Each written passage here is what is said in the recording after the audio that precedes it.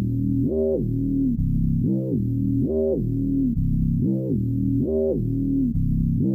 some candy? I have come here to chew bubblegum and kick ass. I'm all out of bubblegum. Well, hello, Mr. Fancy Pants. I hear you looking for candy, man, bitch. Give me some sugar, baby. Like scary movies. Uh-huh. Want some candy? Check. Yes, check. Sound great on my end. Cool. All right, let me get ready and get on with this. Let's do it. What's up, you carnivorous cuttlefish? Welcome back to another episode of Monster Candy Podcast with myself, Screamin E from the Memphis Murdermen, Gucci T, Mike Terry from the Jukebox Romantics, and here in spirit, Oobliette Sparks from Tsunami Bomb. She's off on assignment today, so me and Gucci T are crossing the streams for Joe Dante's 1978 creature feature flick, Piranha, or Piranha. But before we get into any of that, it's time to talk about some horror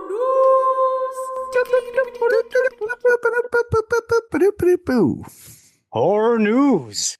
Brought to you by Time Bomb Toys, located at 300 Camp Horn Road in Pittsburgh, Pennsylvania. Check them out online at timebombtoys.com or in person. Free Handy J's with $30 purchase from the place next door. So The ice cream place or the massage place? Could be both. Nice. Yeah, could be both. Anyway. I actually saw today on Instagram that Time Bomb Toys just got the NECA Art the Clown that looks really sick. Yes, NECA's doing some good stuff. They are like always doing pretty good. Always I think they have been, right, for a while. Mm-hmm. Their packaging is really nice too. Like not that I'm like a collector of such things that often, but it's pretty sweet. It's pretty sweet. This guy is for sure. I know. I want to get into this, but I don't. But you fall into that trap there, buddy. And then I don't need it. Yeah, no one needs it. Shit just keeps coming out, and you're like, I want that. I won't. So I haven't had McDonald's since 2002. Yeah. And so yesterday, I almost went to a McDonald's specifically for the toy for my kid. But does my kid really want it? They would like it, but I wanted it. Yeah, well, because they were doing a Hello Kitty Ninja Turtles mashup, and my oldest loves Hello Kitty and Ninja Turtles, and my youngest is named after a Ninja Turtle. Right. So it just made sense, but I didn't go because I don't want to start that. Donatello. That's my son, Donnie. Hey, Donnie. Oh, that's cool. Did you actually? I'm going to see Ninja Turtles this week. Oh, yeah, Monday. That's right. Not 35th. Horror news, but cool news. Yeah. 35th anniversary. Yes, everybody. It's playing across the world, or at least in America, this weekend. Starting on the 16th. I don't know if this will come out, but by the time this comes out, it might still be going on. They extended it. It was originally August 17th and 20th only, and now it's happening August 15th through the following weekend. So a whole week. They're doing like 2 showings a day at, I guess they're AMC theaters. They're like all over the place. Probably. The 1990s Turtles 35th anniversary. I remember which is seeing sick. That in the theater. That's sick. Sick. It was that was one of those movies where I went to see it like 4 or 5 times. There's not too many movies like that I've done that with, but that's sick though. Teenage Mutant Ninja Turtles is one of them. I could pivot this into horror news. There is all this news coming out this week about the Paramount trying to or starting to saying that the script is in the works for the Last Ronin, which is the rated R Ninja Turtles movie. Since that comic came out, that news has kind of been, floated around. And I think it was just kind of like, I think it's one of those things that people just said for so many, you said it so that it would, metastasize or turn into like will it into existence. Yes. I think that's what happened, honestly. Enough people talked about it where it was like, okay, like let's do it. So that'd be dope. A new Ninja Turtle, like an adult Ninja Turtles, would be sick. That would be sick. It would be why good. not? Yeah, I want them in the practical suits though. I don't want them in the. I'd be CGI. happy if they do the mix. Give me the practical suit with like some of the mix just to clean it up. Yeah, I've tried to watch those last couple, and they're so big. They're fucking They're huge. They're huge. They're like 13 feet tall. It feels like it. They're like That's what you're talking about, the ones with Megan Fox, right? yeah, whichever ones are. I got through. There's like two of them, I Yeah. think. No, not good. Not The good. cartoons are okay. Like the cartoon movies that have come out in the Yeah. last like decade, they're watchable. Mm-hmm. But yeah, Ninja Turtles. That's some news going on. I got some other news. Why we just keep it going. Fantastic Fest is coming this week, I believe. Yeah. Or they have announced their lineup. We got The Strangers, Chapter 2, Black Phone 2, that's premiering. It's September 18th through the 25th in Austin, which is pretty sweet. They always have some good films pop out of there. There's always like 1 to 3 that I feel like make it to my local Alamo. And I'm like, oh yeah, like this was a Fantastic Fest movie. And like Revenge was one of those movies, which is the, I can't think of her name right now, but the director and writer who did Substance. Oh And, yeah. Yep. And there's always like a cool movie here or there. So we got a few coming out, and then some that are going, straight to Shudder as well from there. So there's a whole list online from Variety. I'm not going to read the whole list, but it's something to look forward to because I feel like a lot of those movies, like there's a ton of them. And then in that ton of them, you get like like the headline is saying like a Black Phone 2 or Strangers 2, something that might pop out. But usually it's like the ones that we don't really know about that people start buzzing about during the festival that are like, oh, this is the one. So Yeah. that's exciting. And the other part of that news is that one of the movies, which is called Vicious, it was supposed to come out last year, and then it got pushed to this past February and got pushed again to Fantastic Fest. And Is Peter Dinklage in it? no, I know, but it has the same vibe, right? So it got pushed to Fantastic Fest, and it was supposed to be in the theaters, but now it's going to Fantastic Fest, and then directly after it's going to stream on Paramount Plus, and they're taking it out of the theater. It's not even going to the theater. It's Dakota Fanning and Vicious, and it's from writer director Brian Bertino, which is The Strangers, the original Strangers, and Strangers 2, and also The Dark and the Wicked, which is a pretty good movie. Yes. It's a great movie. So like, I don't know. Like, I'm wondering if this isn't going to theaters because of any specific reason of like, if it's too fucked up or something, or I don't, who knows?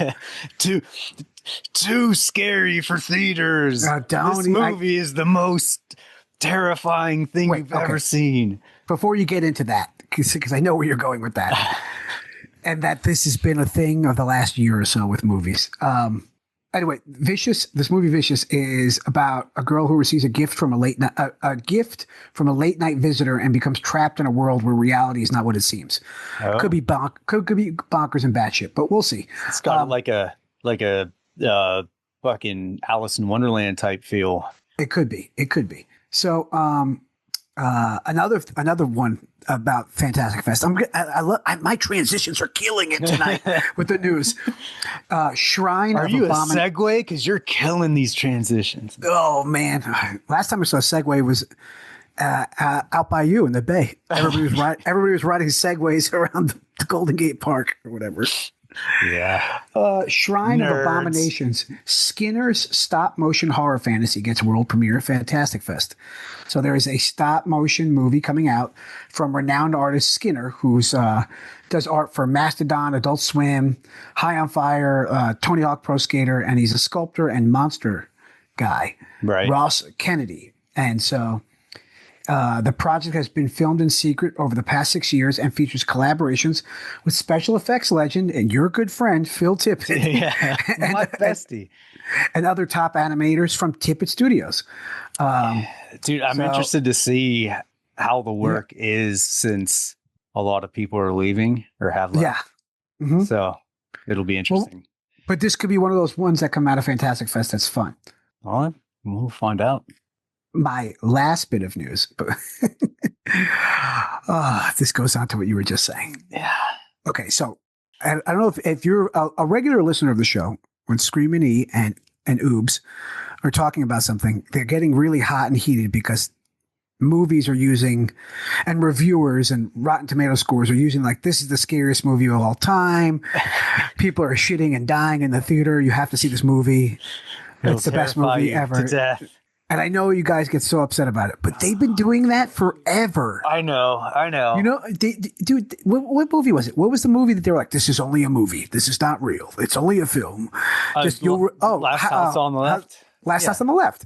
Yeah, you'll keep telling yourself this is only a movie. Right. And so it's been going on since it's like pro wrestling carny shit. No, it's total kayfabe work stuff, but it's just it is, but we're doing it in like a 3-dimensional space now, where we have like TikTok people and like right. reviewers and like we get these fake planted advertisements that are like, guys, I just got out of the movies. You'll never believe this. And there's like, you know, very polished trailer in the background while this person saw a movie that's not even out yet, but they're talking about it like they just saw it. Oh yeah. So segueing into that, oh man, I'm killing it. Weapons just became a rare original horror movie that hit the $100 million mark at the time of recording this movie, this episode, which they were recording this is August 14th, 2025. So this movie's been out for less than a week. Exactly a week. Don't talk about the movie because I haven't fucking seen it yet. All right. Yeah. And I've already been like spoiled with whoever this woman's face is on everything. Everybody keeps sharing her face, and I just, I don't know anything about it, but obviously she's involved. Dude, you've, like we've said, you've already seen. We'll talk about this when we actually do the episode on it. But I'm gonna watch it. I'm gonna probably watch it tomorrow. Okay, you've already seen this movie. Everyone's like, it's so original. How could you even figure out the plot? You'll get it in 20 minutes and be like, I've seen this movie a dozen times already before. Like, I don't know. We'll discuss. But anyway, it made $100 million. It's past 28 years later, and Final Destinations and all that shit, obviously. Which is another mind-boggling thing. Dude, 28 years later is one of the worst movies I've seen this year. It's so bad. And Sinners. But it joins Sinners because Sinners is an original movie. And that's pretty cool. And I think it's cool more so than anything because it's just, we get more movies to see in the theater. We get more horror movies to see. Right. And we get more original horror movies to see, even though we've already seen this movie. Apparently, we get. I mean, we've seen every slasher movie too, so it doesn't matter. Right. But we get more original movies, and if it's entertaining, I'll take that over the original movie that is like, you know, the guy that walks in the woods in slow motion, slasher movie. Right. We're getting, like, think about it this way. You might be upset that we're getting these movies that we've already seen that are not really original movies, and it's whatever. But because of that, we're going to get in a couple weeks the Good Boy Dog horror movie, which could go in so many. It could be great. It could also join the list of these movies that are being jerked off because already they're like, the trailer is coming in 2 weeks, like for the dog movie. And I mean, it's working. People are going to the movies. Like, it's at least working on people. Well, you know what? Even my dad is like, I can't wait to go see Weapons. Like, you know, like that's a movie my dad would never go, like, let's go see. At least it's getting people out to the theaters, which is great. So at least there's that. In August. Yeah. You know, but it also makes me fucking, you know, pissed off that, like, then what happens, like, once we get to Halloween? Do we just get nothing because everybody was like, I think people are afraid. Yeah. I think people are afraid to compete against other things during Halloween, but then we wind up getting nothing, and we'll get like one big IP thing. But then you'll get one, and then you'll get a couple in November and December. We were yes, but we were fucking spoiled for a decade, and nobody wants to admit it. But we were spoiled that we got a Saw movie every fucking Halloween. Right. Every Halloween we got a Saw movie. We're like, what? Like, at least we can see Saw. Yeah, I mean that's probably why. It's just like anything else. Yeah, like I was hoping we get a Terrifier every year, but I guess we're not. You know, but yeah, Halloween, October is, unless it's right in the beginning, there's just so much shit going on towards the middle Dude, and the it's end. it's the busiest month, I think, everywhere. Yeah. So, I mean, I get it, but still, there should be at least 3 Yeah. movies. That come out. I know we're getting Toxic Avenger at the end of this month, but that could totally be like an October 1st movie. Right, It could do great. I mean, it's going to be terrible, but it's going to be a good time. They're already talking about, oh my God, the scene with his giant dong. And I'm like, I saw it. Whatever. I saw it uncensored. It's at this point, it's like the Friday the 13th stuff. I just don't care anymore. Oh, well, yeah. Well, we're getting a 13-minute short, apparently. Oh, yeah. No, yeah. I mean. Did it come out? Yeah. Oh, the short did? Mm-hmm. I thought it. Okay, I'm so confused. I thought it was just a commercial for Angry Orchard. There's that one, and then the 13-minute short came out. People already. Is it the same? It's whatever. Is it the same universe as that one? Yeah, but it's people are still like, meh. So because why don't you just give us a fucking movie? Because they probably don't have one yet. Yeah. Well, that's my news. All right. I just got some random stuff. A lot of 4K physical copy Blu-rays and steelbooks coming out. So you got Fright Night is coming out. Can you explain what a steelbook is to me? It's like a deluxe edition that comes in a steel can, basically like a tin can. Got it. Cool. They just like, this is the steelbook instead of calling it a box set or limited edition, whatever. Oh, and it's actual metal. Yeah. Got it. Okay, cool. Like what Band of Brothers came in typically. Okay. There's that. The Last Drive-In is coming out with 1-2. It's a Blu-ray, a double feature. The Last Drive-In with Joe Bob Briggs, and it's Suitable Flesh and Mayhem. Not 2 of the greatest ones he's ever shown on The Last Drive-In, but I mean if it opens up the door for them to make more, which I'm assuming they're going to, then why not have them all? Don't skip any. Have all seasons. So I mean, it's probably hard to get the rights of those, right? Well, I guess they already got the rights to do the show. I don't know. Oh, they get them for a little bit, and then that's the problem with Shudder. So all the seasons or all the marathons they have or the specials. I mean, that's the problem with all streaming services. They're all everything jumps around. Right. So you'll have whatever season it is, and it'll start. You'll have the full season for however long. And then slowly but surely it starts dwindling down, and it's like episode 1 and 5 and okay. So, but I mean, that'd be cool if they could just keep all the rights or come to some agreement and then put out DVDs or Blu-rays of the entire seasons would be great. Also, so Shin Godzilla 4K remaster is coming to theaters and with HBO Max streaming. Premiere. Oh, really? Yeah. I didn't know I almost said MTV. HBO. I didn't realize HBO was doing it too. Mm-hmm. And yeah, I think it's already out. Should be already out in theaters starting today. Oh, really? Mm-hmm. I saw an ad for it at the Alamo or somewhere, but I definitely saw one. I've started that movie. I've never watched it, and I know everyone says it's like one of the better ones.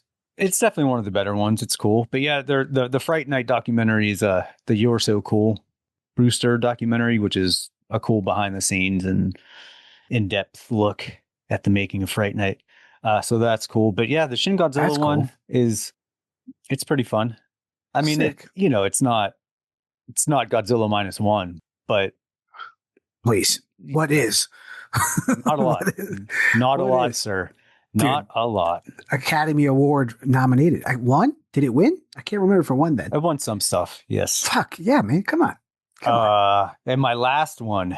Yeah. My last little bit of horror news. It's not really news. It's like I'm just going to talk an opinion piece. Yeah. War of the Worlds. So I ended up watching it. Oh my god! Oh my god! Oh my god! I won't watch it, but someone sent me a clip, and they're like, "I think this is just him reading the script, and they just recorded him reading it." O'Shea Jackson, Ice Cube. Let me put it this way: it's like one of the best, if not the best, sci-fi original movies. Like if it's in that world, we're talking about a sci-fi original. The effects are magnificent. Is it Sharknado 1? No. It's like Sharknado is the best one. No. if you're putting it in sci-fi originals, it's like above and beyond, head and shoulders above everything as far as like effects and whatnot goes. Was Dog Soldiers a sci-fi original? Did that start off as a sci-fi? Ooh, I don't know. can't I own remember. I do own that DVD somewhere though. Right. Shockingly. But just as far as like I said, the digital effects, all the CGI and stuff, the acting is whatever, and it's whatever. But it is just comes off as like a science fiction version of Are We There Yet? And the whole premise is different from the original, which I get if you want to make different stuff, whatever. But it's very similar to like if you've ever watched Z Nation. I know what it is. I've never watched it. Well, I've seen the trailers. Right. What's his name from Road Trip? The skinny white guy. Yeah. Oh, yeah. He's basically like he's locked in this one place online and over the radio and telling everybody like where to go and what to do or what to look for and getting them to a certain place. And that's basically Ice Cube's job. So he doesn't leave his little cubicle, his office. The whole movie? The whole movie. So it's just him like, is it shot from the point of view of like a computer screen? Like, you know, the movies I'm talking about, like the, yes, like the point of view movies. Yeah. It's him, you know, you see him on the computer screen and cause he's like a government worker for NSA type stuff. So he knows everyone's location and he's got them all on camera doing all that stuff. And his son is a fucking like a hacker. And his son, the whole movie is like trying to tell him like, oh my God, there's aliens and this is what they're here for. They're here for our, data. And then he eventually discovers that his son is part of what's the fucking people with the mustache and the mask? Anonymous? Anonymous. He plays like an anonymous group type guy who's like, okay, we're blah, blah. And eventually he discovers that's his son and he's like, oh shit. And it's just, if it was, again, does it have anything to do with War of the Worlds? Aside from aliens coming into Earth and then like every country in the world coming together to fight the aliens, kind of like that message is the same. Like, let's all work together. Call your local Amazon. Right. That's the same, but nothing else is like, it's not, all right, there's these aliens here and we're all going to try and fight these guys and there's going to be cool spaceships and silly aliens. Like there's no physical aliens in it at all. No, I don't want to. I want nothing to do with it. So it's like, yeah, it's just it's just hardware the entire time. But I mean, it's one of those things like, why even make it for money or no? Did it go straight to streaming? Right? Yeah, it was right on Amazon. So like, I get why they thought it would be relevant today with the everyone's collecting your data type thing. But I mean, if you're going to do that, you should probably make it like put some money into it, make it like a feature. Right. And not just something straight to streaming that is kind of silly. Because it didn't cost a lot of money to make. That's why they did it. Right. So. And because like the name, is that name, do they own the name or is it just free? Who knows? It's probably public domain. Right. I feel like it's like you could name it probably anything that. Yeah. But I'm just, that's what I'm guessing. It was not great at all. I mean, it wasn't absolutely terrible. Yeah. Surprisingly.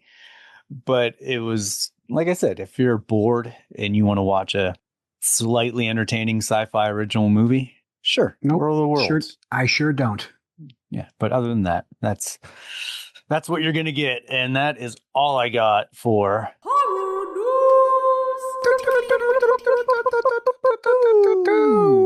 more news. Oh, dude, if we wrap this up quickly, I can make a 10:30 of Shin Guts. I definitely can't. Well, okay. I don't think I can. All right. But okay. It was a joke. So Joe Dante's 1978 original Piranha. Now, this is a movie I always forget. One, Joe Dante directed it. Always. Two, Roger Corman produced it. Always forget it. And then I'm like, the Roger Corman producing a thing gets like swiped away. Joe Dante, like, it always gets brought up when people are like Piranha 1978. They're like, that's Joe Dante, but the Corman thing never gets mentioned ever. Right, because his production company just fucking sloshes out movies left and right. So, I mean, I get it. I get why people don't really remember because I didn't. Who else? Who else is in it? I always remember Kevin McCarthy from one of the greatest sci-fi movies ever, Invasion of the Body Snatchers. Paul Grogan, Maggie McEwen. Mm-hmm. Yeah. What's a Barbara Steele was in it. Barbara Steele. It's got a pretty solid cast. Yeah, doing research, I saw there was a lot of people that were like wanted to do this or tried out for it, and then they were like, right. It's too low budget. It's like, so I was like, okay, right. I mean, Barbara Steele, Paul Bartel is also from, and I always also forget that Joe Dante was uncredited with directing credits for Rock and Roll High School. Yes, because he was like right around the same time as this. Right, he got offered that and this, and I think he just chose this. Right, Dick Miller. Dude, Dick which is Miller. in every fucking Roger Corman movie.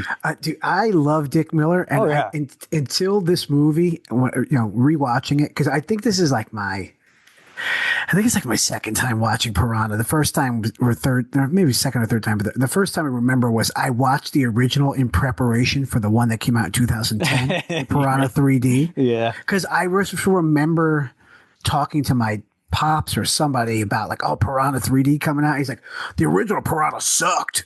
It's just a shitty Jaws ripoff. I was like, it's definitely a Jaws ripoff, and there's a whole thing about that. Sure, and they were sued, and then Spielberg saw the movie and he liked it, so Universal dropped the lawsuit.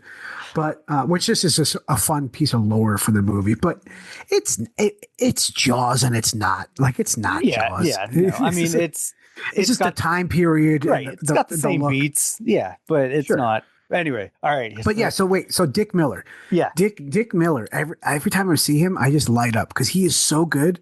But like he's not in anything other than like Gremlins and this. I know he's in like a million things, but he just pops up like, oh, it's that guy. Right. You never see it coming. Like, oh shit, that's Dick Miller. He's in this. But he's so good. He's so good. All right, let me read the synopsis. All right, let's do it. When flesh-eating piranhas are accidentally released into a summer resort's rivers, the guests become their next meal. Basically, it's a simple ass story, which I love. And again, it's got a hole. It's got a hole in it. See, this is like if you're gonna do, this is what modern day movies don't get right. If you're gonna just redo a movie and take its premise but change it up, do it like this and kind of create your own thing. It's like unabashedly the same, right? So like that's right. It's like if you're gonna take it, like at least like know what you're doing. Right. Yeah. And that's they like try and hide it. We're like, we all know what you're doing, just own it. Accept, don't fight it, invite it. Fuck and own what you're doing, and it makes everything so much better. It's kind of crazy because this movie is one of those things where the times that I've watched it, it plays very differently. Mm-hmm. And like when I remember it feeling very campy the first time I watched it. And then I remember watching it another time or this time being like, oh, this is like a little bit more like scary is not the right word, but a little bit more like freaky, intense than I remember it being.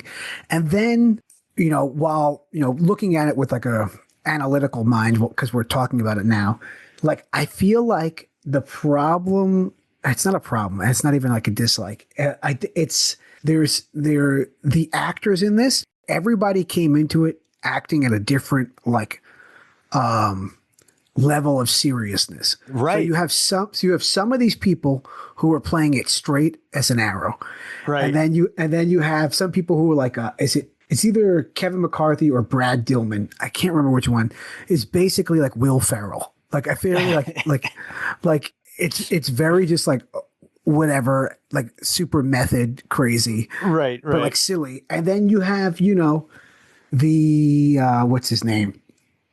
Mr. Dumont, Paul Bartel, the camp counselor, like the main camp dude. Yeah. Out of control camp. Dude, absolutely. But the most bonkers 70s, 80s horror movie camp in the best way. In the best way, dude. I was just like, I love this dude because this is like high camp and just like, but like it doesn't fit in with the vibe of what's going on. And then you have the kids and the counselors are just like, just Typical. very playing it typical and straight. Right. And so like, I was just like, this movie is all over the place, and it makes it more entertaining, even though like it's not a good thing, but it's like, but it definitely keeps you on your toes. Cause like it could fall into a very like, same, where this movie is very much its own thing. Yeah, but this is one of those movies. Like we'll talk about. We're already talking about the stuff we liked about it. Everything you said, all the camp and all the different angles that the actors were coming into it, acting and performing as. It's a campy movie. It knows it's a campy movie, but they're all playing it straight, just on different levels of straightness. And then you get the goofy camp counselor guy, or like the goofy sheriff, or police guy or whatever. So it all works though. Yeah, but do you think like, I don't know, like when do you think when they were making this movie, do they approach it like the way Trauma approaches movies, where he's trying to, in the sense of like, aren't you always trying to make a good movie? And no, okay, no, I don't think so. And I was going to talk about this, especially it really started in the 90s. I mean, it started in the 80s. Like you're going to get silly, goofy slashers where everyone's camping it up on purpose. Okay. But it seems like there's a different level of, I want to say like execution. Execution is definitely the word. We'll get there also, because it's part of my likes of this movie. And acting ability of the people in generations before, like now in the 2000s, where they could be in a completely ridiculous movie, but play a straight character and have the scene be heavy and hold weight, and you believe it, and then break to something super stupid and silly, but nail the scene to where it doesn't seem like a joke. Sure. You know what I mean? And it's tough to do. It's super tough to do. And because it also like involves like editing and sound and music. Oh, absolutely. To tie it all together. Because we've all seen those clips of like, if you add this song to this movie, it's not scary at all, or this and that. So like, it's all encompassing. Mm-hmm.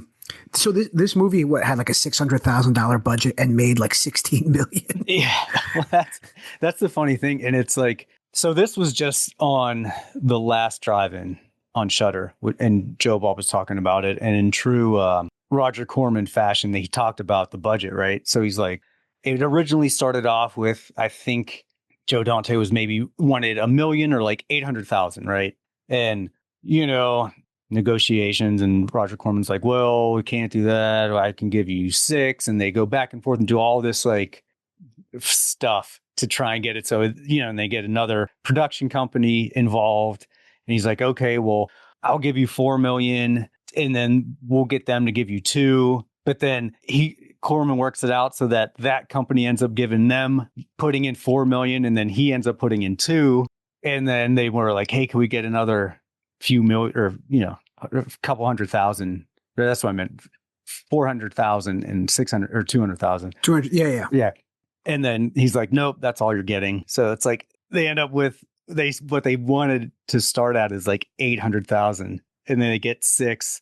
Corman goes from putting in 400,000 to putting in 200,000 because he got the other guys to put in the 400. So it's like a whole thing. And for 600,000, they did such a great job. Yeah. I mean, and like a short time, what was it, like 3 weeks or like 30 days? Yeah. You know what I mean? Come on.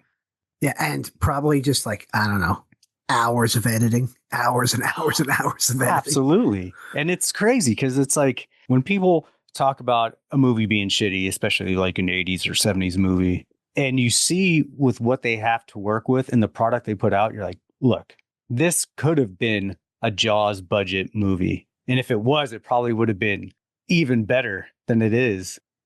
But they did it for like, half the budget or a third of the budget, whatever it is, and pulled that off. That's fucking amazing. Yeah. And like 1978 too, like there's like heavy hitting movies coming out in 1978. So it's like, it's up against, it's in a box office. It's making this much money. You get The House of the Dead. You have Halloween. You have Summer School, one of my favorites. You got Grease. Fucking Grease. Superman the movie. Oh, dude. Up in Smoke. You know, just like a lot of movies. Paradise Alley. You're getting a lot of Oh, there's a lot.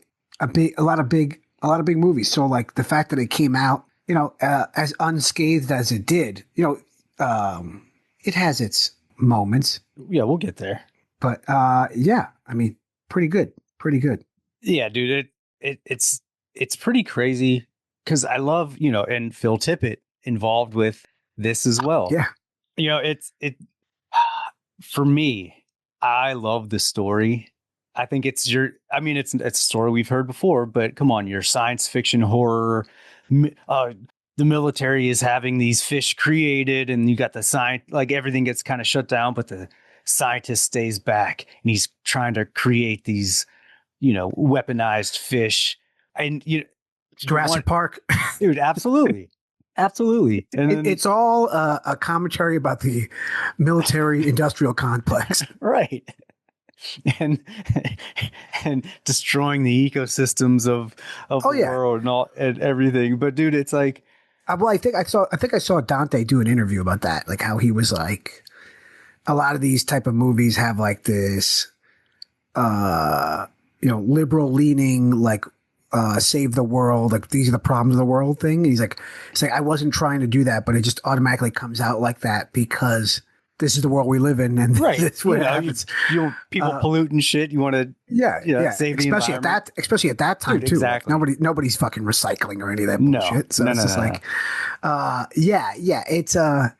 it's the classic story of, you know, we're making these weapons and it gets out of control, and this is what happens. It's just how it happens. Like, how do we get from the piranhas into the freshwater stream? Like, how do they get released? Well, you know, dude. All right, we'll round out the light. Oh, but back to your. You were talking about stop motion effects. Oh yeah, the little monster guy that walks by on the screen. Yeah, I don't remember that the first times I've watched this movie. I didn't remember it when I was a little kid either. And then watching it the other day for the episode, I was like, whoa! I was like, I don't remember this. I was like, does this go anywhere? And it doesn't, but I appreciate that it's there. It doesn't. Well, they talked about this on the last drive-in, and I've heard this before on some of the extra features on the DVDs and stuff. But so eventually that thing, since it was in Kevin McCarthy, who plays the scientist who's working all this stuff, Dr. Robert Hoke. So he's creating this thing, like all these aquatic fucking military experiments. That thing was supposed to grow in size throughout the movie, and then at the end it was supposed to be like a giant sea monster and they were going to fight it. Oh, that's a great idea, right? Which, if you had the extra $200,000, probably could have happened. Could have done it, you know. So I assumed it would have ended up something like Humanoids from the Deep, which would have been cool. Like, I would have loved to have that part in it. But I mean, you got boobs. Corman's rule, you know, you got boobs in the beginning, in the middle, and then you play it out with some boobs. And so there's that. You got great banter between all the characters. The exposition on the boat was great. The Vietnam exposition. Dude, Dick Miller's fucking character. You know, he plays this guy from New York who's pretending to be a Texan and opens a water park in Texas. So he's all like, hey, y'all, blah, blah, blah. And then cut to like when he's talking to his lackey, has your typical, you know. Yeah. Brooklyn Vince accent. McMahon. Yeah, totally. Which is amazing. It's just a fun monster movie. The effects were cool for what they were. It did the Jaws thing too. You don't see them a lot. And then they use sound effects when they come up and they start biting everything. But the practical effects of the gore is great, especially for 1978. You know, you get a sweet ass monster movie and then a bunch of kids die. Come on. It's part of my likes. I like the fact that the kids that they tease you that the kids at the camp are going to die. Yes. Or going to be in danger. Yes. And you're like, I've seen this before. They're just going to save the day before that happens. And nope. And that scene, specifically that scene, is probably my favorite scene of the whole movie. Dude, it's great. It's because the editing is so frenetic and so crazy. Yeah. And it's not just the editing of like everybody getting out of the water and the fucking gore and the fucking like the attacks, but it like, and I got to give it up to the 2010 Piranha. Maybe not the second one, Double D or whatever it was, 3 Double D, but the 2010 reboot or whatever it is. They nailed Dante's style of like this crazy, massive attacks, and everyone's freaking out. And so the freak out editing, plus the sound of the piranhas, the sound that they choose for the piranhas to make the zzz, like the drill sound. That is drill, yeah. It's so annoying, and when you first hear it, you're like, what the fuck? Like, it's like, it doesn't make any sense when you're watching. You're like, this is not a thing. These buzzsaw sounds. However, once you get into the movie and you're like actually like watching it, and now you've seen the piranhas do the zzz drill like 6 or 7 times. Yeah. By the time we get like that big attack or the attacks, you're not like, what the fuck? You're like, this is eerie. And like the sound and the editing and the gore, it's like one of my big, takeaways of this movie is like, that's where it shines a lot, is in that like, oh, they managed to make me feel fucking kind of on edge about these puppet piranhas, like, because they don't look good, the piranhas. Yeah, dude, I remember because like from this movie, piranhas became a thing in the 70s and early 80s, because this was in 78. I was born in 79, so I didn't get to see it until it was on TV or like on HBO or whatever. And I feel like you said, you not remembering Phil Tippett's little stop motion guy. I don't ever remember that until I watched it like when I was older and I watched it. And I was like, I don't ever remember that. So I feel like on TV they might have cut that part out. Maybe. But I remember anywhere you went, like any beach town, because we would go up to Boston sometimes, and Cape Cod, whatever, fucking piranhas. You go, oh, there's a fucking taxidermied piranha. You're like, oh my god, fucking piranha. They were everywhere. It was like piranhas, quicksand, and sharks. Like, don't go in the water. Oh yeah. But so it was always like a big thing, and I loved you mentioning how you loved the kids getting killed. Never happens. Well, so you have, and maybe they don't die. Well, actually, that's not true at all. No. The little girl, one of the girls from the camp, fucking eats it. Right. She fucking gets taken, and that's it. Right. But like in Jaws, so you have the one kid that gets killed on the raft. But it's like off screen. It's not really there. You just see him get taken underwater and like blood bubble up, and then you see chaos whenever they're like Sharko and people run out of the water. This just leaned into it. It was like, oh, there's a camp full of kids. Okay, they're all gonna get it, or they're all gonna get maimed somehow. Sure, yeah. And I loved that part. I was like, of course, this is such a like summer slaughter creature series movie. You know what I mean? Yeah. It's like perfect for it. So I mean, I love that. And that scene is where the special effects makeup is shining as well. Oh, right. With fucking Paul Bartel, dude, it's all his face. He gets the piranha jumps out of the water at him. He is a nice comedic relief for the movie, because like if there was something I don't like about the movie, it definitely falls into that 70s style of just like lull at times, where like there's like a lull in movement and progression in the story. Like this movie probably could have been a little bit tighter on time. Like, it's not a long movie, but it feels long. 94 minutes. It's because we're in the settings that we're in. And so I think just like some of the things that drag are because of you need the slow edits of those conversation scenes, so that when we get the attack scenes and it's really like boom, boom, boom, boom, boom, boom, boom, piranha, skin, like people screaming, piranha, skin, water, splash it. Like those scenes only work if the rest of the movie is at like not a snail's pace, but like way more like ominous calm. Yeah, that's one of the things that the tension is built. The tension is built, but we lose tension very quickly because of the in between scenes. The scene where it happens is you have 2 jailbreak scenes. There doesn't need to be 2. Yeah.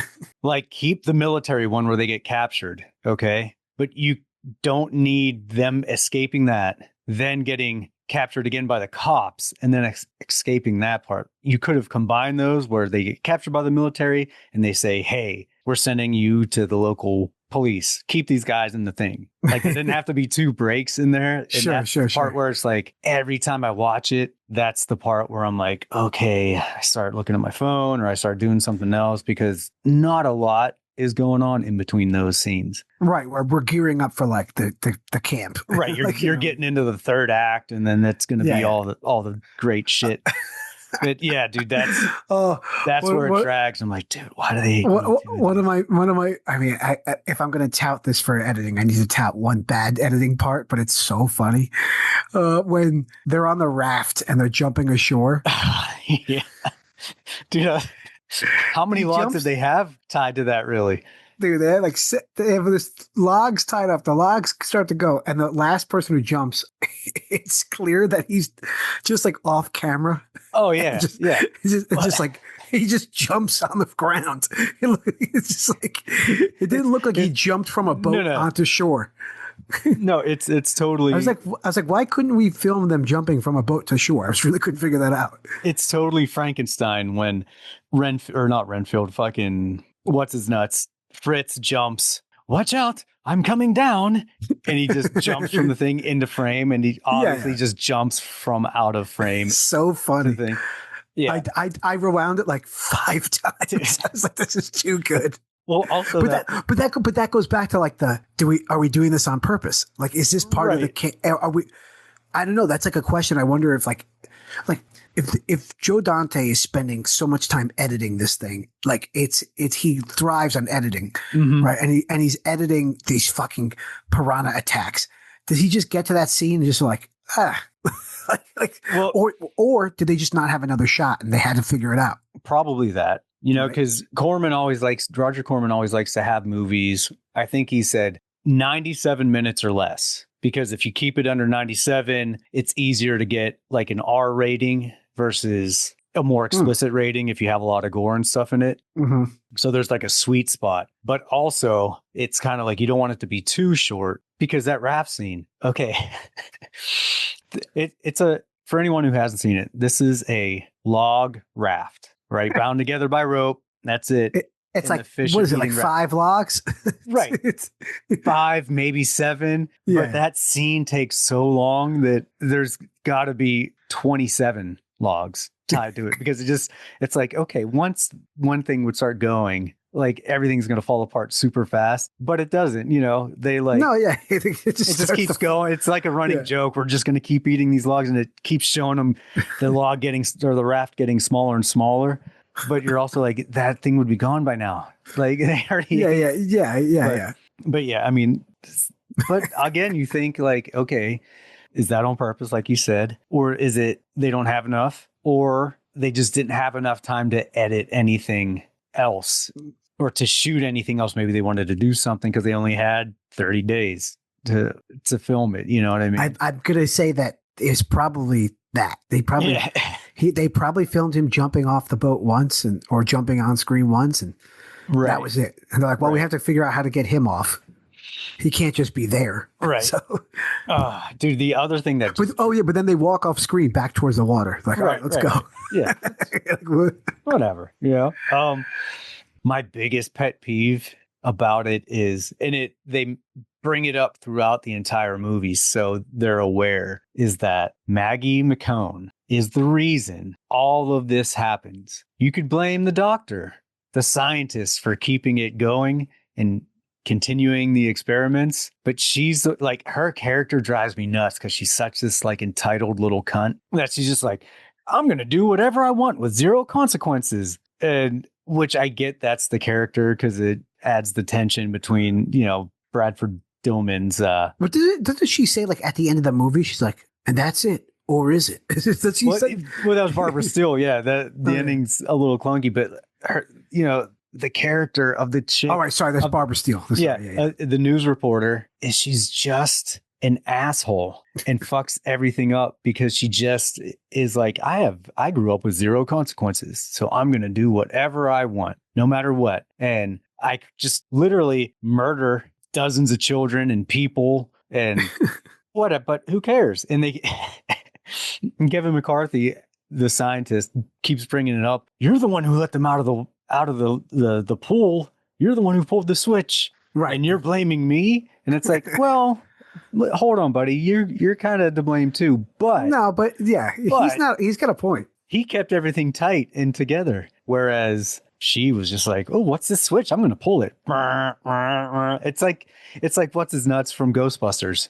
They're like, don't touch that switch. Oh, yeah. I'm going to Peck, Walter Peck or whatever his name was. And, you're like, dude, you're such a fucking dick. Why'd you do that? And just right off the bat. So her whole character just fucking annoyed me through the entire thing. But yeah. And also, I mean, I don't know. I guess it is 1978. So I got to put it in some perspective. The two campers or hikers that go swimming in the locked up pool where all the piranha are just kind of like, well, the guy's like, hey, this kind of looks like a sewage facility. And she's like, and his girlfriend's like, no, it's fine. Let's go skinny dipping. And dude's just trying to get laid. So he's like, hell yeah. And then of course they get eaten by piranha because the opening scene. Yeah. It's like, why would you, that would be the choice of like, it looked like a bad place to go swimming. Dude, absolutely. It didn't look like anything good would come of that situation of going swimming in the thing. Okay. But wait, when I was a kid, there was a quarry like just north of where I grew up. And this quarry, they were building like houses in it. Mm-hmm. It's kind of cool. Some movie was just filmed there. Right. But they were building houses and there was like a huge fucking like dam breaking or something like that. And the quarry got filled with water and the houses, the buildings got just left down there. Right. So they're like underwater quarries, right? Fallout. It was just in the Fallout show. Mm-hmm. They filmed there. But people used to go swimming up there all the time because it was like clean, fresh water. But underneath, like under the water is like house, like all these things like that. Right. And so like, it's dangerous. Like people have gotten like fallen up there or gotten hurt. And you're like, why the fuck would you go swim up there? And you're like, oh yeah, teenagers. So that's teenagers. I mean, I get it. Having fun and trying to get laid. And that's why they swam there, even though it was surrounded by fences and didn't look like fun to go swimming in anyway. Yeah, it looked abandoned. It looked fucking dirty. And she's like, she was just tits out, ready to go. Right. I mean, that's obviously, hey, we need a reason to show boobs in the beginning of this. This is the reason. I get it, but you're just like, why would you do that? And then the chick, that's what gets the chick up there. But yeah, I mean, aside from like that stuff, there's really nothing I really hated about the movie. No, me either. And it's funny because like it's very much like a movie that's like it is what it is. Like there's like it's good, it's got its bad, but none of the bad is the worst and none of the good is like the greatest. So like it's why this movie sits at like a pretty, it's like, it's a fine movie. Right. But it's funny because I think this movie has more of an importance to like American film history and culture than I think we think it does or should, because I feel like for years I've heard people talk about this movie, about just being like, probably not that great and it being like a Jaws ripoff. And those things are not completely wrong, but it's just funny because I don't know if it deserves as much as attention as it gets, good or bad. And so there's something about it that is in like in the soul of American film, especially like horror, monster film. And I think it's probably because the Jaws effect of the year and what else was being made at the time. It was a very important time for movies. And I think a lot of people were going to the movies, which is why it made 16 million. But you know what I'm saying? It's not like great. Oh, dude, like I said, in the early 80s, 83, 82, like when I was a little kid, and I can remember, Piranha was like, dude, it was huge. People were still talking, oh, fucking gotta see Piranha. Did you ever see? Oh, I remember Piranha. Oh man, that movie was scary, So it made like a huge impact. That's what I'm saying. It has like a cultural impact. Yeah, absolutely. And I think it's the Jaws effect. I also think it's because of specifically the year. We are like right at we are right after Star Wars. We are right after like big movies like Jaws, Star Wars. We got like Jaws 2, like all 1 year after 1 year after this is Aliens. So Aliens already in the pike. Like we have Halloween this year. So we're like at big Hollywood, like we're in the 70s, golden, early 80s, like of Hollywood shit that's happening. Absolutely. And so I think this movie was wide released, and for what it was, has a cultural impact. Well, it was definitely like a good snack in between the huge blockbusters for whatever movie was coming out, especially for like a creature feature. Unlike a lot of the slasher movies, like you'll get a handful of good ones and then you'll just get some really bad ones. And in the 70s and early 80s, there were tons of bad creature feature movies, like monster movies. Invasion of the spider or giant spider invasion, fucking, what was it? Animals or bear, whatever, where they would just use all the the grizzly movies, all those movies, tigers and lion attacks. Yeah.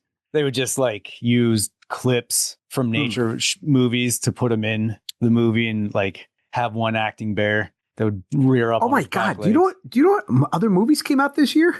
Just looking, dude, fucking in 78, we have Animal House, Deer Hunter, Superman, Grease, Halloween, Jaws 2. All right, whatever. Yeah. Invasion of the Body Snatchers, Dawn of the Dead. Yeah. I spit on your grave. Like, and Piranha, obviously The Last Waltz, which is a big deal. So we Drunken Master. So we have the beginning of Up in Smoke. We have a very much like big horror themed 1978, like the first, fully. Like so it is an important time for this movie to come out. I think if Piranha came out in 82, it probably wouldn't have gotten as much love as it did. Probably not, because it's not as fresh of an idea, right? Well, that they planned it that way too because they knew they couldn't, because of all the stuff that was going on with Jaws, they couldn't make it or put it out anytime around there. So then when the sequel was coming out, they're like, okay, this is a wave we could ride. Sure. And then put it out, which I'm sure helped. But like I was saying, it's like, this is like a B movie, one of the good B movies or the knockoff movies that you get. That takes up the space well in between the big blockbusters, as opposed to like, we're just going to crank out a bunch of these shitty B movies or C movies about killer animals. Like what is it? Alligator's another one. I mean, I hate Alligator. Like, hate that movie. I like it, but it's not great. You know what I mean? I just remember watching it and just like, there's the alligator in the sewer, just going around, and nothing's happening. Well, and those effects too. Once you get to it, I'm sure we'll at some point do it. But no, don't make me do it. Don't. It's like a big, silly looking alligator. Like, puppet. Whereas this, I mean, they're just like, okay, we're just going to show some schools of fish, and then every once in a while get like a close up of something. And it wasn't, the fish weren't on screen enough or long enough for you to pick anything out about it. No. I mean, and dude, how can we not talk about the most epic ending? Paul Grogan goes diving in to smelt the lake and kill the piranha. And he ties a rope to him because everything's underwater. I'm like, first of all, how flooded was that place? So like, basically, halfway, put a building halfway underwater and everything's just flooded. But anyways, the big climax, and he's like, count to 90. I'm going to tie this rope and I'm going to swim and, fucking let loose all the toxic waste and kill all the fucking piranha. And then he gets at the end, he's getting eaten and oh my God, is he going to die before he can turn all the toxic waste on to save the day? And, is she going to save him? And she does. And he gets saved. He gets pulled out. His legs are fine. Yeah. I mean, no. forget about the fact that all these piranha can devour human beings and cows and fucking dogs and whatever else in a matter of seconds. Rafts. 5-7 minutes underwater. Yeah, but this guy's under there for a minute and a half of getting eaten, and he comes out fairly looking all right. He's got some gnaw marks on his back and chunks sticking out of his face and stuff. What a G. Right, but he did it, But dude, I don't know. This movie's really fun. Is it great? No. As far as like the editing and some of the premise and stuff like that, the ending is a little clunky. But for me, this is such a fun movie. And I would always go back and forth when we were going to do this last year. I'm like, man, how much do I actually like this movie? Because you start to think about, is it great? No. Are there issues? Yeah. But then when I rewatch it, I'm like, dude, this gives me one of those feelings of like, hell yeah, when you watch a good old school monster movie. Sure. And it's just fun. Sure, there's some issues with it and some things that drag, and I'd cut some stuff out or whatever. But after I watch it, I'm like, dude, this movie's so fun. That's my biggest takeaway. Like, it's fun. And it just points back to the fact that actors back in the day, even if they were in a shitty, campy movie, were perfect at playing their characters straight to give it that weight of like, okay, this movie's kind of serious. Even if you have a silly character that pops up every once in a while. Yeah, the movie handles its tone. It's got a tone the whole time, right. Regardless of what the actor on screen is doing. Yeah, and it doesn't break, much like all his other movies. The Howling and Gremlins still has like a tone like this where, sure, Gremlins is silly and funny and campy and goofy, but there's a level of just weight to it and seriousness throughout the whole movie. It's an undertone of something sinister. Right. And I don't even know if sinister is I don't know if sinister is the right word, but something of dread. Something of dread. Yeah. Yeah. Like we all know something bad's going to happen. And so, they tightrope walk that feeling the whole time. Right. Which not a lot of, because we know like the piranhas are coming to eat people, and we know that the gremlins are going to turn. Right. Like we don't go with the gremlins movie thinking we're not going to turn. Right. It's so it does a great job of that anticipation and that anxiety of like, you're waiting, it's going to happen. You're just waiting for it. Yeah.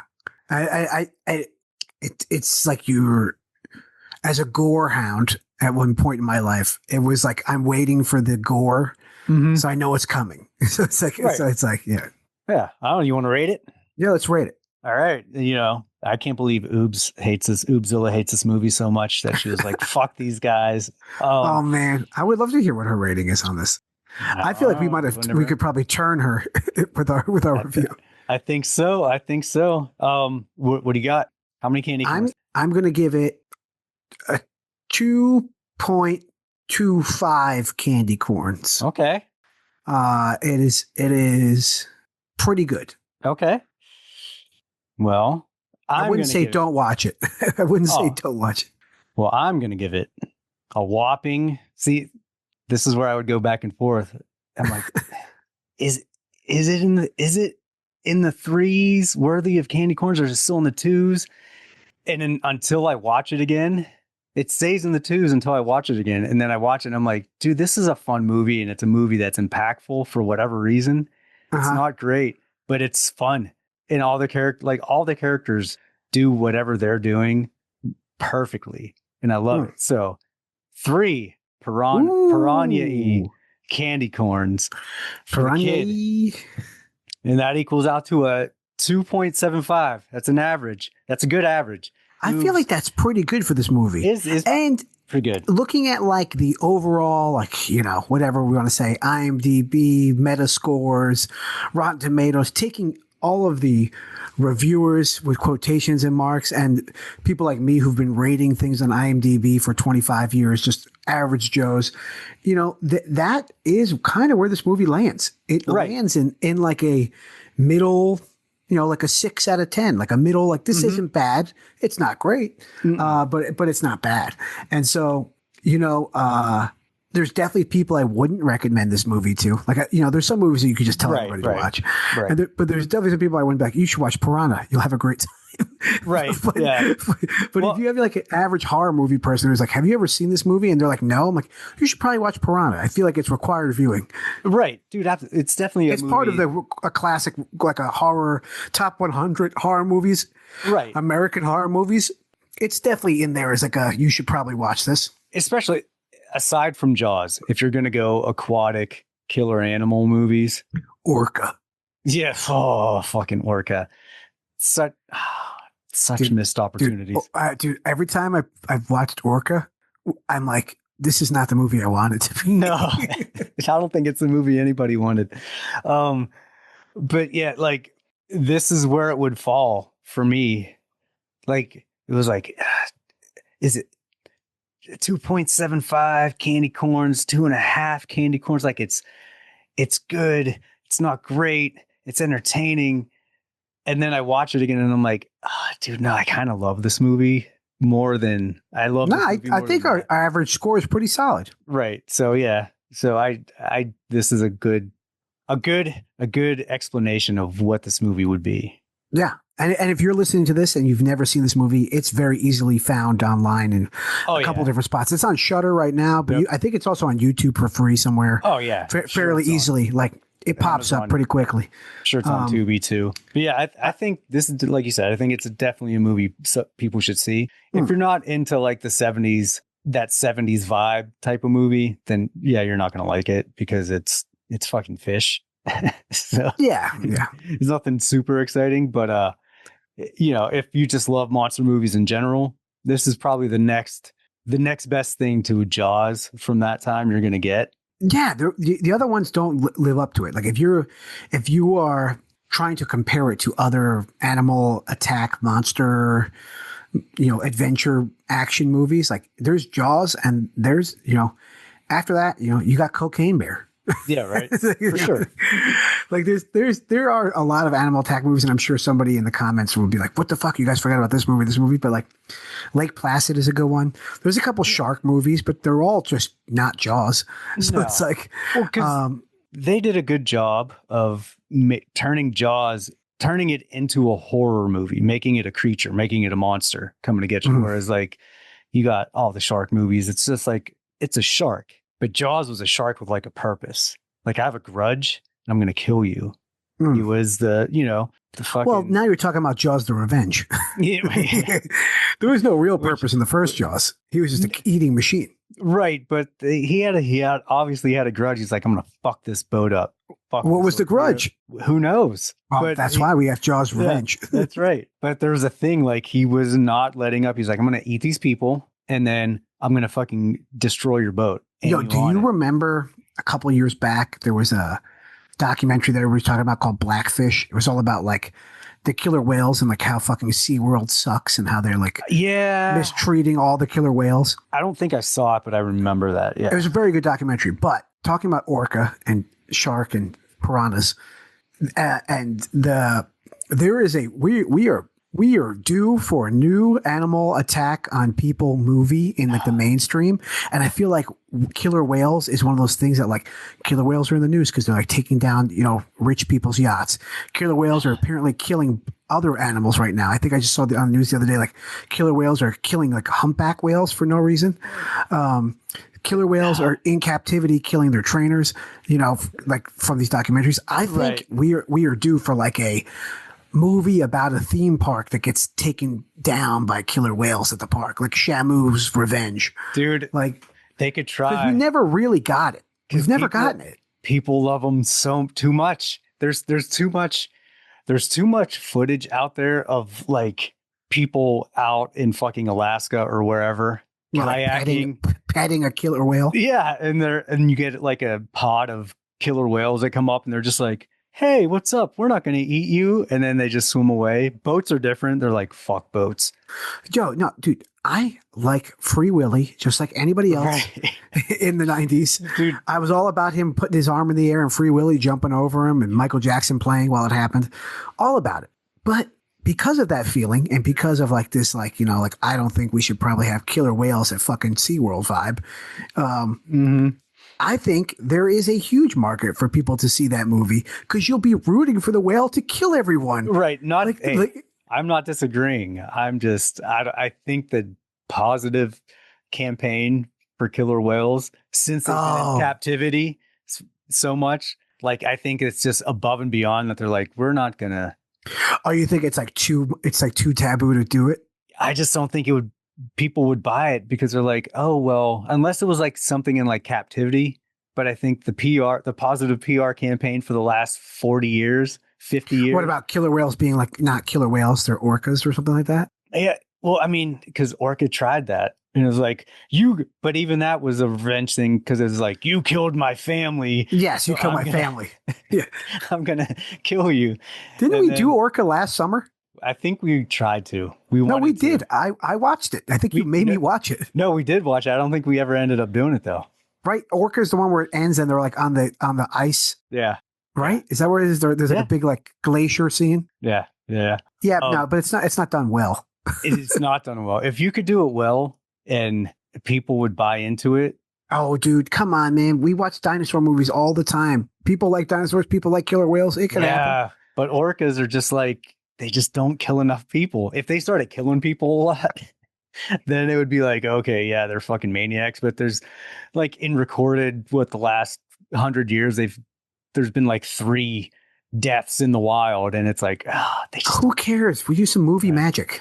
they do. I mean, that would be a good one. Okay, wait. You cannot use that argument. How many piranhas fucking murders have we seen in our though. lifetime? I mean, I don't know. That's when you're Yes, down I know. fucking- Growing up in the 80s, you were expected to fall into a pond full of piranhas or die by. I thought I'd see a lot more quicksand in my lifetime than I have. Yeah, absolutely. But who knows down in South America and the fucking, who Yeah. knows how many piranha are killing people. I mean, they could try. They could if they could remake Orca, but good and make it Call it make sense. Shamu. Call it Shamu. They'll Yeah. be sued. Can't call it Shamu. Yeah, no. They could just do Orca and then, because that's at least a premise where it's like, okay, it's going to kill people, but there's a reason for it because it's revenge because they killed his So family. they took its baby. Yeah, right. yeah. So we get it. We understand. So they'd have to do it like that. But I agree. I mean, I'd be down for it because I would totally be team Dude, Orca. I'm telling you, it's just like The Last Ronin. We talk about it and they're going to make it. We've talked about it. Dude, I would be pumped. I would be fully team Orca and be down. And it'd be great if it was like super gory and really fucked up. Yeah, like Yeah. Piranha 3D. Yeah, that'd be good. But yeah, I don't know. If you guys have not seen Piranha, I think we suggest doing so. Unless you really hate these type of movies, then don't see them. But aside from that, definitely do it.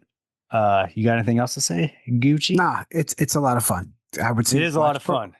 Watch Piranha. It's a good summer flick.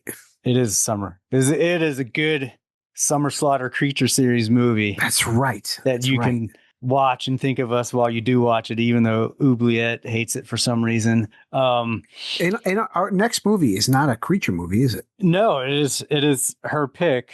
What was it? Oh yes. So the next movie we're going to be doing, since Oobliette made us both watch this, is Bring Her Back. Bring her back. Bring her back. I was we'll talk about it. There was We will talk about it. There's from the people who did Talk to Me. There's Bring Her Back, and their next movie will also be 3 words. Yeah, it will be, and there'll be a bunch of other movies that are similar. Anyway, we'll get to that. We'll talk about that on the next episode. But until then, guys, thanks for tuning in. For Gucci T and myself, Screamin' E, and Oobliette Sparks. We'll see you next time. We out. Nice. Dude, Bring Her Back was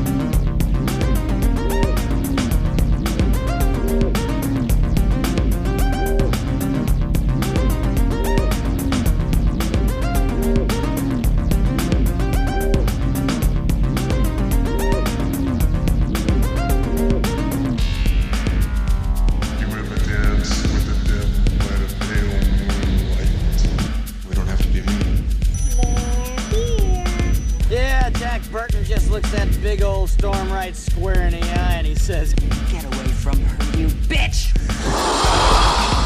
You're gonna need a bigger boat. Your move, creep. Listen to them.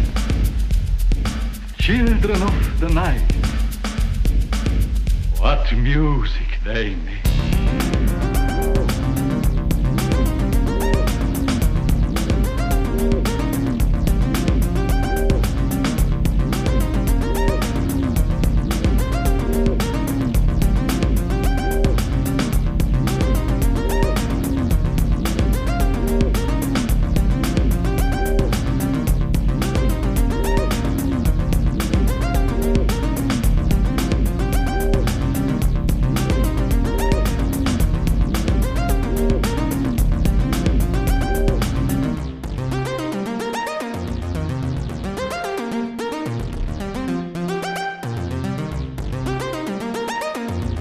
Want some candy?